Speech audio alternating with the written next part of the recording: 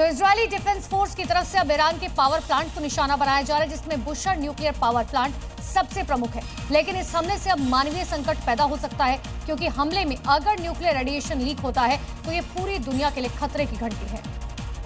और इस खतरे की चपेट में पूरा मिडिल ईस्ट होगा। बुशहर में पहले ही इजरायल की तरफ हमले होते रहे हैं, लेकिन इस बार न्यूक्लियर पावर प्लांट को निशाना बनाया गया। तबाही का आलम आप इस तस्वीर से लगा सकते हैं, जहां दूर तक धुएं का गुबार नजर आ रहा है। बुशहर न्यूक्लियर पावर प्लांट पर हमले ने लोगों को 15 साल पुराने फुकुशिमा की याद दिला दी है, जहां सुनामी की वजह से जापान के फुकुशिमा में परमाणु संयंत्र से रेडिएशन रिसाव होने लगा, जिस वजह से 3000 से ज्यादा लोगों की मौत हो गई थी। जबकि इसके पहले साल 1986 में यूक्रेन के चेर्नोबिल रेडिएशन लीक होने की वजह से आपदा की स्थिति बन गई थी। ईरान सिर्फ पावर प्लांट ही नहीं बल्कि इजराइल की दूसरी फैक्ट्रियों को भी निशाना बना रहा है, जिससे नेतन्याहू को भारी नुकसान पहुंचाया जा सके। वीडियो में दिख रहे काले धुएं के गुब्बार ने बता दिया, ईरान इजराइल को नुकसान पहुंचाने का कोई भी मौका नहीं छोड़ना चाहता। ईरान ये हमला इजराइल की एक केमिकल फैक्ट्री पर किया, जो इजराइल के नेगेव में मौजूद है।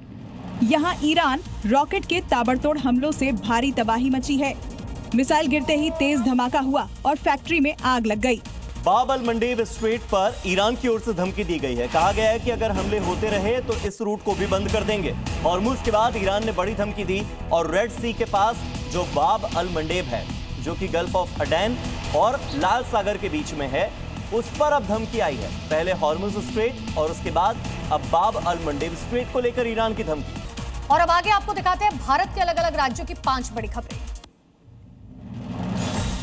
झारखंड के कोडरमा में 120 साल पुराने ट्रैक पर रफ्तार का नया कीर्तिमान देखने को मिला, जहां Howrah Delhi grand chord section पर 180 किलोमीटर की रफ्तार से ट्रेन दौड़ी, जिससे दिल्ली और हावड़ा की दूरी लगभग 5 घंटे कम हो जाएगी। झारखंड के दुमका में रामनवमी को लेकर जिला प्रशासन ने कमर कस ली, जिसे लेकर इंडोर स्टेडियम में शांति समिति की बैठक की गई। साथ ही जानकारी दी गई कि जुलूस के दौरान माहौल बिगाड़ने वालों पर सख्त कार्रवाई की जाए। बिहार के शेखपुरा में कुदरत के कहर ने किसानों की कमर तोड़ दी है। 2 दिनों की झमाझम बारिश और आंधी ने प्याज समेत रबी की फसलों को भारी नुकसान पहुंचाया है। बर्बादी की कगार पर खड़े किसान अब सरकार से मदद की गुहार लगा रहे हैं। मध्य प्रदेश के रतलाम में गढ़खड़ाई माता के दरबार में आस्था का सैलाब देखने को मिला। 100 फीट लंबी चुनरी और जय माता दी के जयकारों के बीच भक्त जो है 35 किलोमीटर की कठिन पैदल यात्रा कर माता के मंदिर पहुंचे। झारखंड के लोहरदगा की सड़कों पर डीसी और एसपी के नेतृत्व में भारी पुलिस बल ने फ्लैग मार्च निकाला। इस दौरान प्रशासन ने साफ संदेश दिया कि रामनवमी के जुलूस में खलल डालने वालों पर कड़ी कार्रवाई होगी। साथ ही लोगों से शांति और भाईचारे से पर्व मनाने की अपील की गई। ईरान हॉर्मुज पर साफ कर चुका है कि जो वो तय करेगा वही उसका आखिरी फैसला होगा।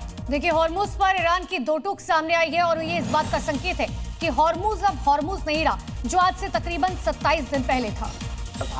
ईरान ने साफ कर दिया है कि वो होर्मुज को लेकर किसी भी कीमत पर नहीं झुकेगा। अपने इस फैसले से बता दिया है, अगर इस मामले को शांत नहीं किया तो आने वाले दिनों में पावर क्राइसिस और भी ज्यादा बढ़ सकती है। होर्मुज में अभी फिलहाल ईरान का कब्जा है और यहाँ से दुनिया को करीब 20 से 25% ईंधन कई देशों को सप्लाई होता है। ऐसे में अगर होर्मुज पर फैसला नहीं हुआ तो हालात और बिगड़ सकते हैं। बड़ी खबर आपको बता दें, डील की खबरों से ईरान ने साफ तौर पर इनकार किया। इजरायली मीडिया ने इस बात का दावा किया। ईरान डील चाहता ही नहीं है, ये कहना है इजरायली मीडिया का। और ये मीडिया जो दावा कर रही है वो ईरान के विदेश मंत्री अब्बास अराक्ची के हवाले से दावा कर रही है। अराक्ची कह रहे हैं कि अभी तक कोई बात नहीं हुई है डील को लेकर, और इस आधार पर इजरायली मीडिया ने यह कह दिया कि ईरान मध्यस्थता चाहता ही नहीं है। अभी तक सीज फायर को लेकर कोई बात हुई ही नहीं है।